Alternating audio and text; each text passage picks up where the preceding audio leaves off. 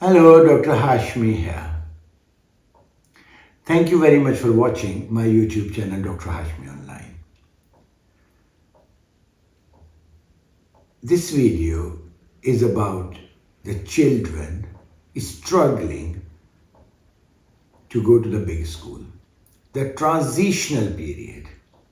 They have finished 6th grade, moving to a big school, the secondary school, in their 7th grade.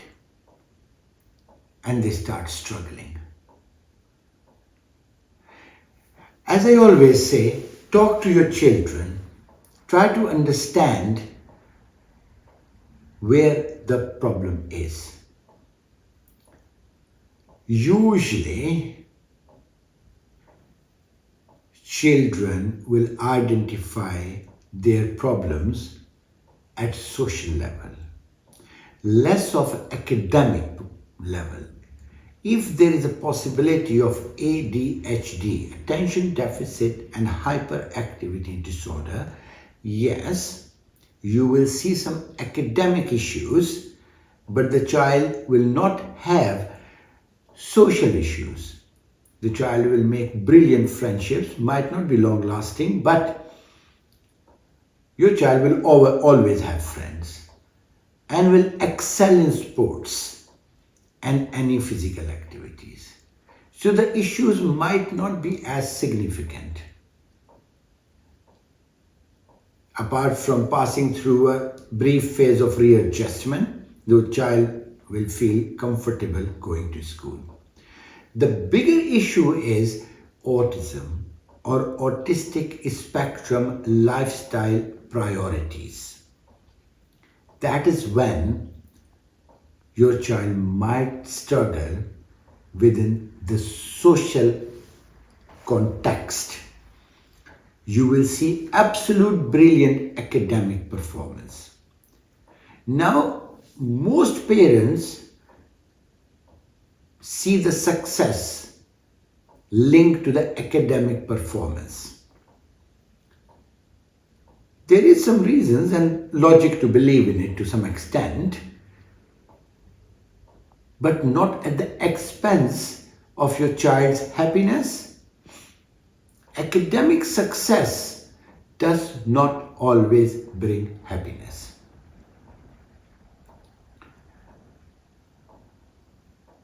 You will see your child in the secondary school, academically brilliant, loved by teachers, but feel totally misfit within the social setup. You might see your child has started self-harming. Very, very sensitive issue. Why?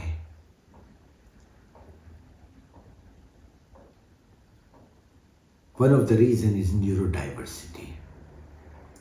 The child is unable to express his or her emotions, feelings, the way they feel misfit within the social setup. They get confused, they get overwhelmed, they get information overloaded in a very large school full of students, maybe 3,000 of them, teachers, big corridors, busy classes, noises, all those things. Talk to your children, try to understand them. You will see they might have issues with the noise, with the sounds, with the smells, with the touch, with the fabric of the uniform, with the creases in their socks, with shoes. They feel being cut off from everybody else, very isolated, but academically brilliant. Talk to the teachers. Think autism. I always say neurodiversity is a blessing. because it gives individuals superpower, super strength, brilliance of intelligence, and absolutely wonderful visual learning. They excel in everything, subject to providing them the right environment and the right support. And you can only get your children the right environment and the right support if you know where the problem is.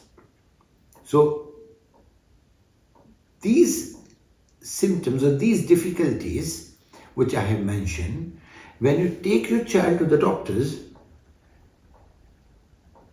and say to the doctors that my child is struggling to go to school, even if your GP sends 10 referrals to the secondary services, your child is not going to be entertained. They will just say, it's not ill enough to be seen. As parents, you get stuck. I hear these stories every day of my clinical practice. What to do next? Don't give up. Read about autism. Plenty of information out there. Try to understand your child. You are the parents.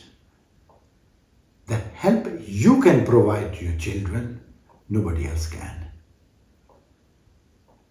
Just giving that strength to your child, that he or she is understood by the most closest and the most loved ones, sometimes just enough to make the life outside bearable. Thank you.